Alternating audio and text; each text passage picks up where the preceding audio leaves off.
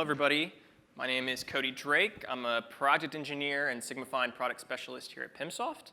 And today I'm going to be talking about the IMM, transfer calculation, and how these tools can be used to improve our mass balances by providing better transfer information as the input to our reconciliations. So some of the topics we're going to be covering today. First, we'll be doing an introduction to IMM and its applications. We'll then be talking about the definitions of what a transfer is and how its life cycle is managed by the application. We'll then talk about tank monitoring, which is a plugin that complements IMM. We'll help understand how it can help detect inconsistencies between our field data and our declared movements. We'll then talk about the transfer calculation plugin, do an introduction to that, and understand how that can be used in conjunction with IMM for the movement quantity calculations. We'll do a brief introduction and discussion about Transfer Listener, what this service is and how it operates in the transfer recalculation process. And finally, we'll do a recap of all of the benefits and conclusions of IMM and the transfer calculation plugin. All right, so let's start with the introduction. So what is IMM? So it's been mentioned briefly in the last few presentations, but IMM is the acronym for the Intelligent Movement Management, which is a PIMSoft product that provides a set of graphical tools and analytical plugins that help do a couple things for us. Majorly, it improves the knowledge and management of transfers and tank data in an industrial plant. So in fact, IMM can help different plant departments with planning, management, and reporting of facility transfers by providing all of the required features to create, plan, and edit those transfers and their properties, so the user can directly manage these daily movements without the need of an intermediate. The movements and inconsistencies can be shown in a table or graphically in your PDI displays, which helps with easy detection and analyzing possible issues in your transfer declarations, since any incoherencies can be highlighted by this tool.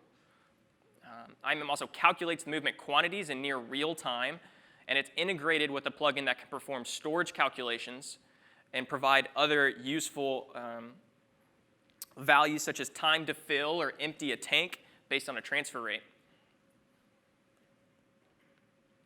So as I said, IMM can be useful to manage transfers, so let's analyze that a little bit more deeply.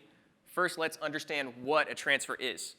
So in a Sigmafine model, we have a lot of different elements, right? We have our tanks, we have our nodes, receipt points. So these elements can be connected through a flow, all of those balance points I talked about, tanks, nodes, process units.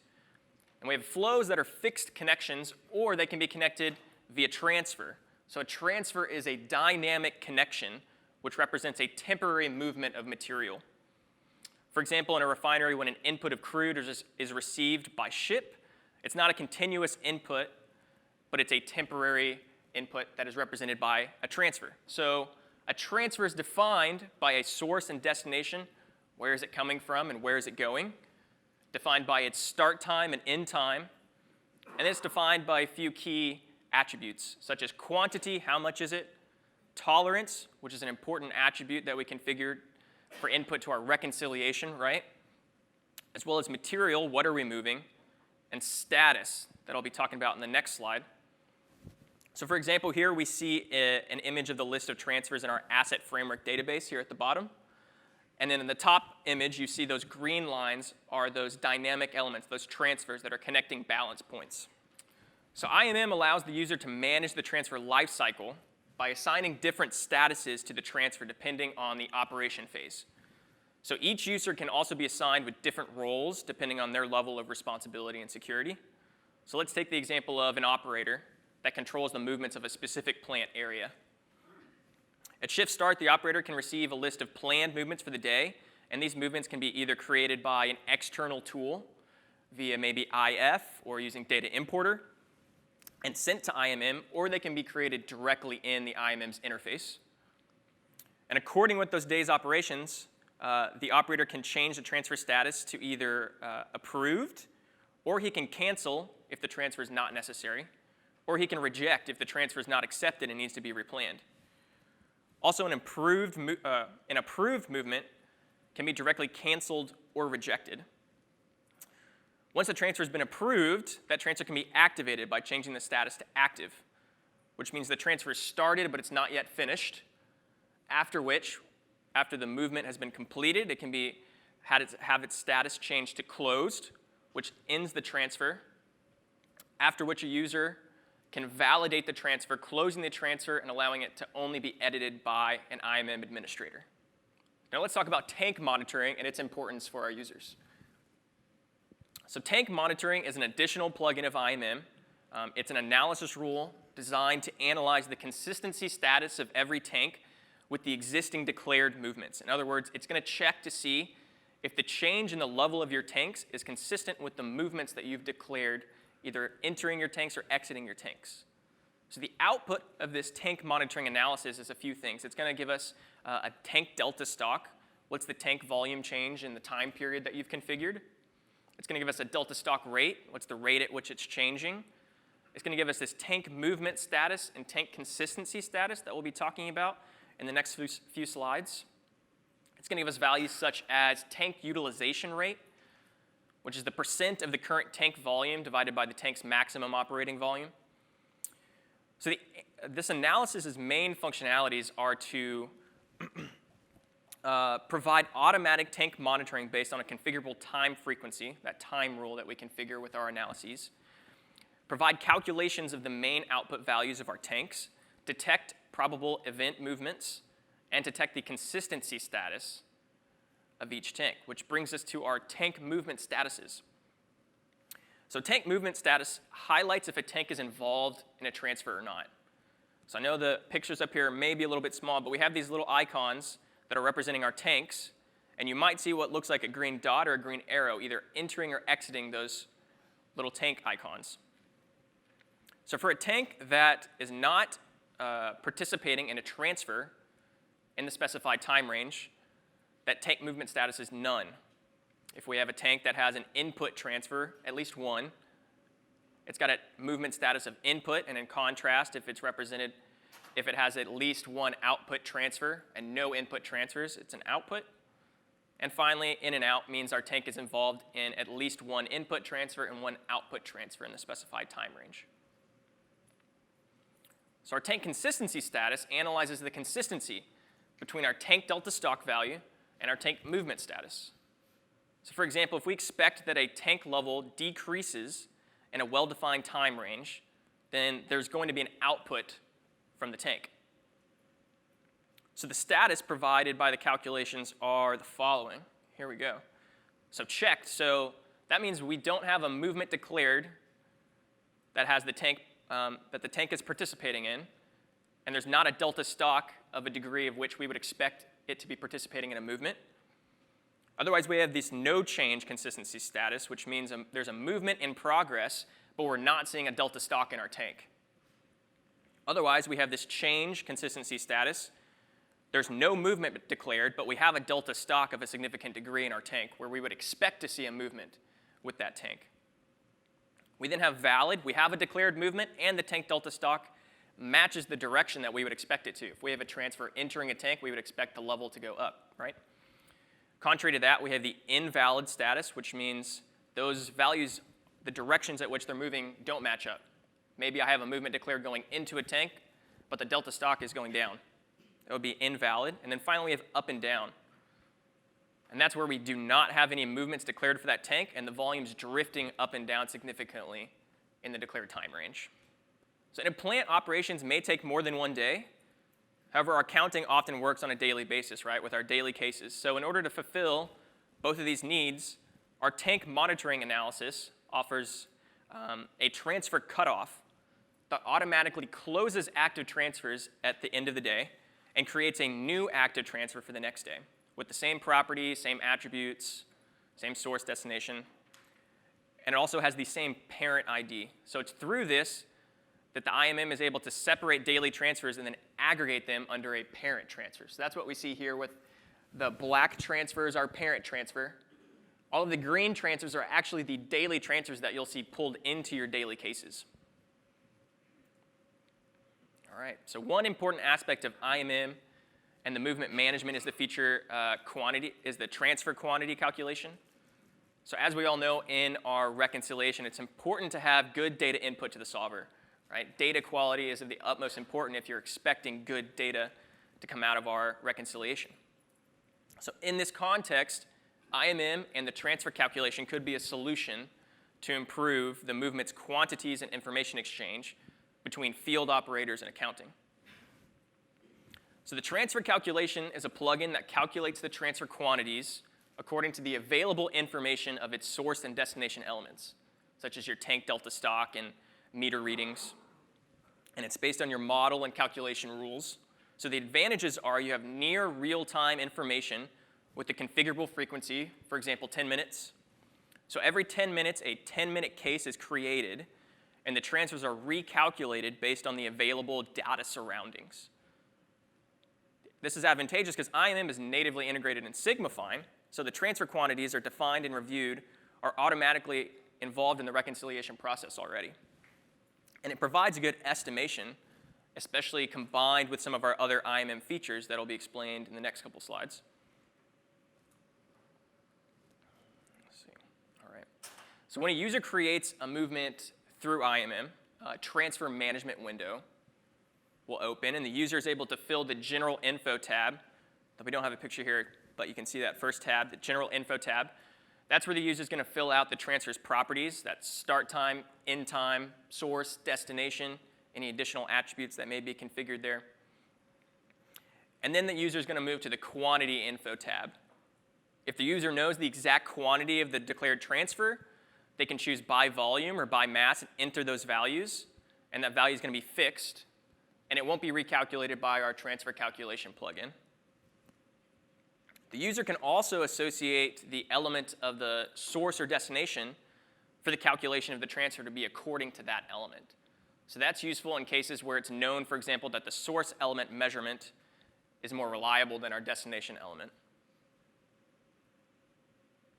Let me see that here. It's also possible to associate a transfer's quantity to a specific element meter. So our transfer quantity will be equal to that meter reading according to the transfer's time range that's specified in our general info tab. Here we can see that the quantity of this transfer has been associated with our FIC 045 meter, and it grabs the mass that that meter has measured over our movement period. And finally, it's also possible to associate the transfer quantity to the tank of the source tank or the destination tank. By clicking on Load Values, the user can review tank data over the specified time range, and then edit if need be, click Calculate, and then associate the new calculated value, which is the delta in our tanks, to that transfer movement's quantity.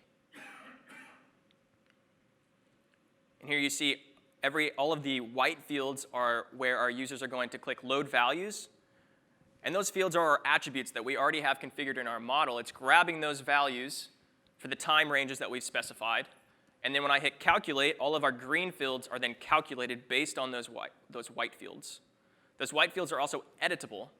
So if you pull those values, perhaps from Pi, and you don't like those values, don't agree with them, the user can go in and manually change those. After that, they're going to click Get Value by Source or Get Value by Destination. Which one do you want to define the quantity of your transfer? That value is then going to be sent to the mass of the transfer, and there you go.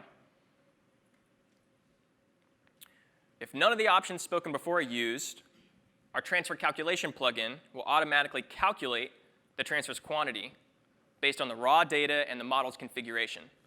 So the plugin is going to use calculation rules, which will be shown in the next slides, that are fundamental for the calculation of overlapped transfers. And then as I explained before, it's going to create those small period cases, those 10-minute cases.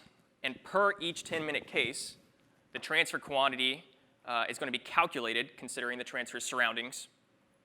And afterwards, this calculated quantity of that 10-minute case slice is going to be added on to the previous 10-minute case, calculating eventually the final transfer quantity whenever that transfer ends. And this analysis can be run automatically with our listener service that we're going to speak about in a little bit. So here are some of the calculation rules that I mentioned.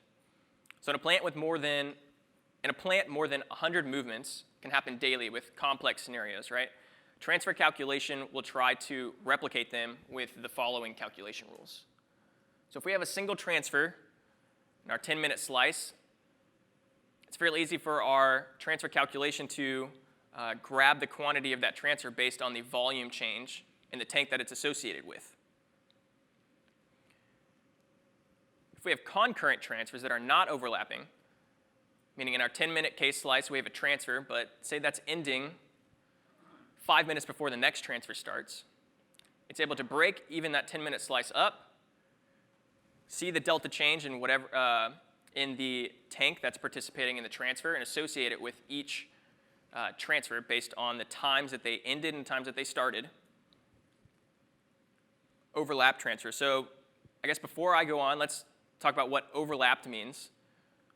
So an overlapped transfer means a tank is participating in 2 or more transfers, or 2 or more transfers have the same source or destination and occur within the same time range, or at least partially occur within the same time range.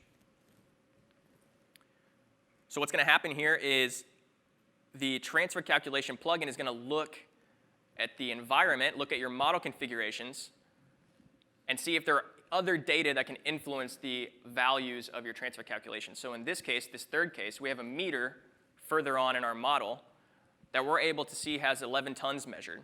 So we're able to associate that value, the transfer calculation plugin is able to associate that with that transfer.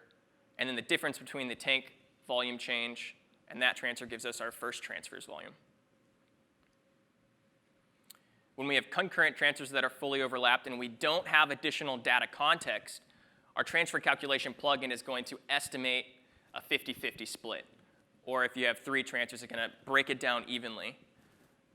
And that's going to also allow our users to go back in. If you have more data or more context to add to that situation, you can go ahead and do that as a user.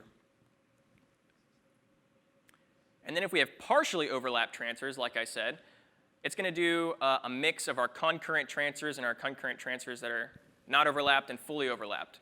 So it's going to break it down into 3 time slices. The first time slice when just the first transfer is participating in the tank. The second time slice when they're fully overlapped. And the third time slice when it's just the second transfer participating with the tank.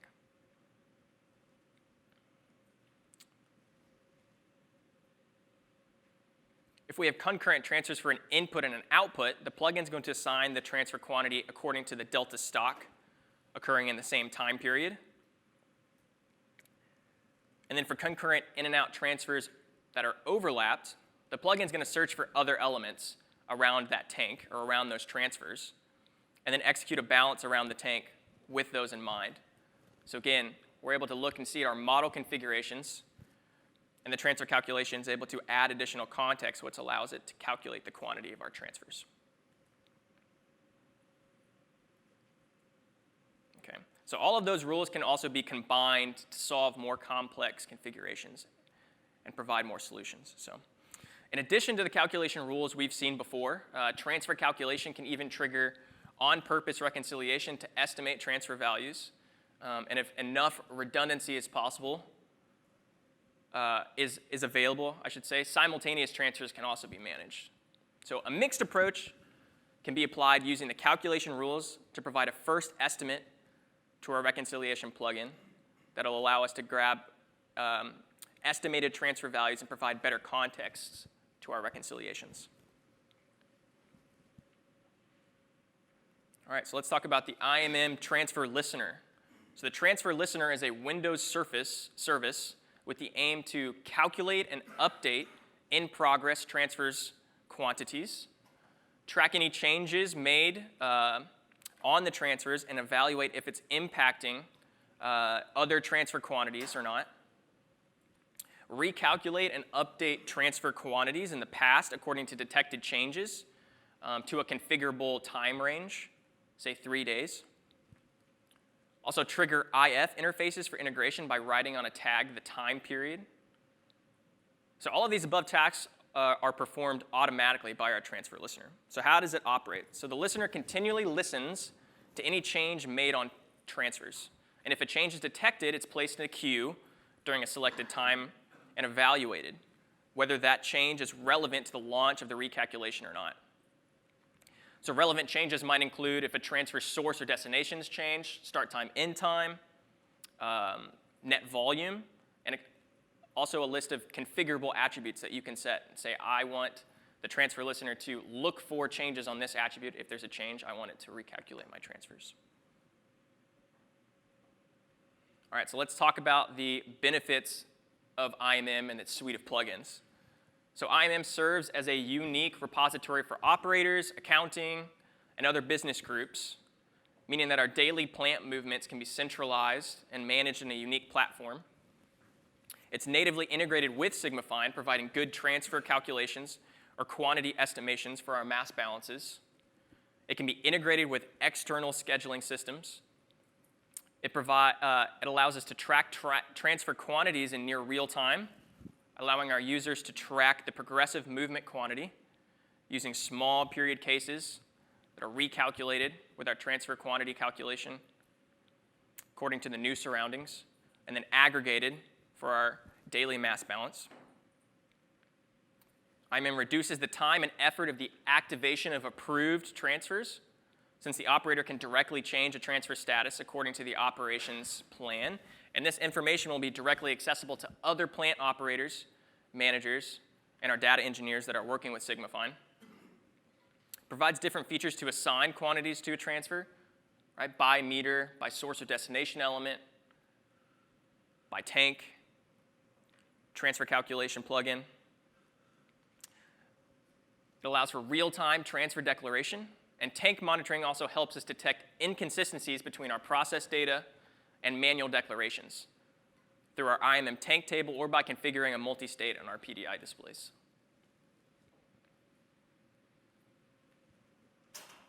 In regards to our transfer calculation, it provides near real-time information according to the configurable frequency. That's 10 minutes.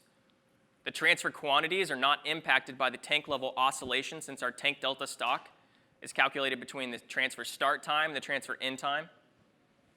The same when assigning a meter to a transfer, the plugin's only going to consider the meter reading during the transfer time period. It also allows for better management of transfers with common sources and destinations, whether they're overlapped or not, as shown in our calculation rules. All right, so finally some conclusions. So IMM offers some better movement information exchange between different departments and a centralized declaration of intercompany transfers. It offers accuracy in the management of concurrent movements due to transfer calculation rules. These quantities can be estimated based on surrounding data, meter readings, tank measurements. Transfer quantities and error detection in near real time can be provided through the tank monitoring analysis, as it evaluates the data in our tanks and our declared transfers and highlights those inconsistencies. And lastly, more precise data input to our daily balance is provided through all of these tools.